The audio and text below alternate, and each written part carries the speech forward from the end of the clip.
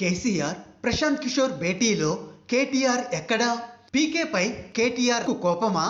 దేశ రాజకీయాలు అంటే ఇంట్రెస్ట్ లేదా? అందుకే కేటీఆర్ రాలేదా?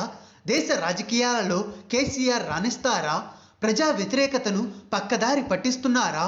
కేసీఆర్ వ్యూహం ఏంది? ప్రజల్లో జోరందుకున్న చర్చ. తెలంగాణ రాష్ట్ర రాజకీయాలలో కీలక పాత్ర పోషిస్తున్న ప్రముఖ రాజకీయ వ్యూహకర్త ప్రశాంత్ కిషోర్ తాజాగా రాష్ట్ర ముఖ్యమంత్రి కేసీఆర్తో భేటీ రాష్ట్ర వ్యాప్తంగా చర్చనీయాంశంగా మారింది. ఈ భేటీలో మంత్రి హరీష్ రావు, ప్రశాంత్ రెడ్డి హాజరైన ఈ భేటీకి పార్టీ వర్కింగ్ ప్రెసిడెంట్ కేటీఆర్ రాకపోవడంతో రాష్ట్ర రాజకీయాలలో చర్చ జరుగుతోంది.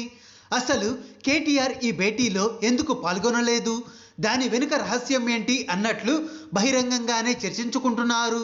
టీఆర్ఎస్ వర్కింగ్ ప్రెసిడెంట్గా ఉన్న కేటీఆర్ ఆయన సూచనల ప్రకారం పనిచేయడం ఏంటి అనే ఈగో ఉందా, లేక నాకంటే ఆయనకు ఎక్కువ ఏం తెలుసు అనే ఆలోచనతో కేటీఆర్ ఉన్నారా అనే చర్చ కూడా జోరుగా సాగుతోంది. అయితే ఎంత పని ఉన్నా పార్టీ వ్యవహారాల కంటే ఇతర పనులు ముఖ్యమేమి కాదు కదా అంటున్నారు రాజకీయ పండితులు. ఇప్పటికే రాష్ట్ర రాజకీయాలలో ఉన్న పార్టీని దేశ రాజకీయాలలోకి తీసుకువెళ్ళాలి అని కేసీఆర్ చేస్తున్న ప్రయత్నాలలో భాగంగా జరుగుతున్న ఈ చర్చకు కేటీఆర్ ఎందుకు దూరంగా ఉండాల్సి వచ్చింది అనే ప్రశ్న అందరిలో మెదులుతుంది అని అంటున్నారు విశ్లేషకులు. ఇదిలా ఉంటే 2018 సంవత్సరంలో ముందస్తు ఎన్నికలకు వెళ్లిన టీఆర్ఎస్ ప్రశాంత్ కిషోర్ సూచనతో మరోసారి ముందస్తు ఎన్నికలపై దృష్టి పెట్టిందా అనే అనుమానాలు వ్యక్తం చేస్తున్నారు. అయితే సారు కారు 16 అనే నినాదంతో ముందుకు పోయి బొక్కబార్లా పడ్డ కేసీఆర్ ఇప్పుడు అదే స్ట్రాటజీ ఫాలో అయితే సక్సెస్ అవుతారా అనే విమర్శలు వినిపిస్తున్నాయి. గతంలో 16 ఎంపీ స్థానాలను గెలిపించుకుంటాము అని చెప్పి 4 స్థానాలను బీజేపీకి, 3 ఎంపీ స్థానాలను కాంగ్రెస్కు కట్టబెట్టిన టీఆర్ఎస్ ఈసారి దేశవ్యాప్తంగా ఎంపీ స్థానాలలో టీఆర్ఎస్ అభ్యర్థులను పోటీలో పెట్టే ఆలోచనలో ఉందా? ఉంటే అది సాధ్యమవుతుందా అనే కోణంలో చర్చ జోరందుకుంది. టీఆర్ఎస్ను బీఆర్ఎస్గా మారిస్తే రాష్ట్రంలో ఉన్న అధికారాన్ని కూడా కోల్పోతామనే భయంతో ఈ భేటీ ఇష్టం లేకనే కేటీఆర్ హాజరు కాలేదు అనే వాదన కూడా విశ్లేషకుల్లో వినిపిస్తోంది. 2018 ఎన్నికల మేనిఫెస్టోలో పెట్టిన హామీలు ఏం నెరవేరలేదు అనే విషయం ప్రజలలోకి తీసుకువెళ్ళాయి ప్రతిపక్షాలు.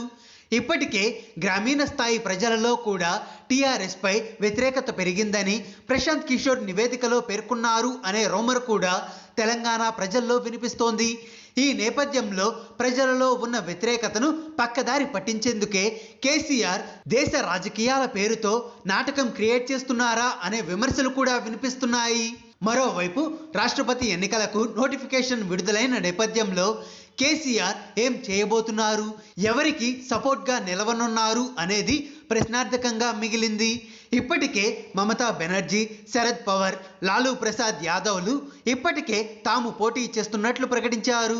దేశ రాజకీయాలలో చక్రం తిప్పాలి అనే కోరికతో అటు మమతా బెనర్జీతో ఇటు శరద్ పవార్తోనూ ఇప్పటికే మంతనాలు జరిపిన కేసీఆర్ తన మద్దతును ఎవరికి ప్రకటిస్తారు అనే చర్చ వేడివేడిగా సాగుతోంది.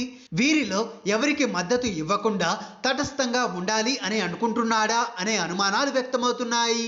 ఒకవేళ తటస్థంగా ఉంటే అది బీజేపీకి కలిసి వచ్చే అంశం అనేది కేసీఆర్కి తెలుసు. కాబట్టి కేసీఆర్నే రాష్ట్రపతి ఎన్నికల్లో పోటీ చేయించాలి అని ప్రశాంత్ కిషోర్ భావిస్తున్నారా? అందులో భాగంగానే భేటీ నిర్వహించారా అనే అనుమానాలు వ్యక్తం చేస్తున్నారు విశ్లేషకులు.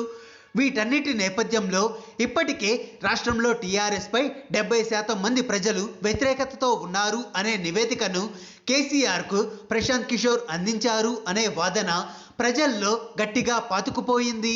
ఈ నేపథ్యంలో సంతరించుకున్న ఈ భేటీలో ఏం చర్చించుకున్నారు, రాజకీయంగా ఎలా ముందుకు వెళ్తారు?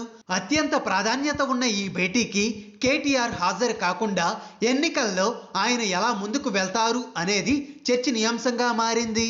హాయ్ ఫ్రెండ్స్, మా టుడే టుమారో యూట్యూబ్ ఛానల్ చూస్తున్నందుకు చాలా థ్యాంక్స్. మరిన్ని లేటెస్ట్ వీడియోస్ కోసం వెంటనే సబ్స్క్రైబ్ చేయండి. అలాగే ఈ బెల్ ని కూడా రింగ్ చేసేయండి. మా నోటిఫికేషన్స్ అన్ని మీ మొబైల్లో వస్తాయి. అలాగే మా వీడియోస్ మీకు నచ్చితే లైక్ చేయండి, షేర్ చేయండి, నచ్చకపోతే కామెంట్ చేయండి.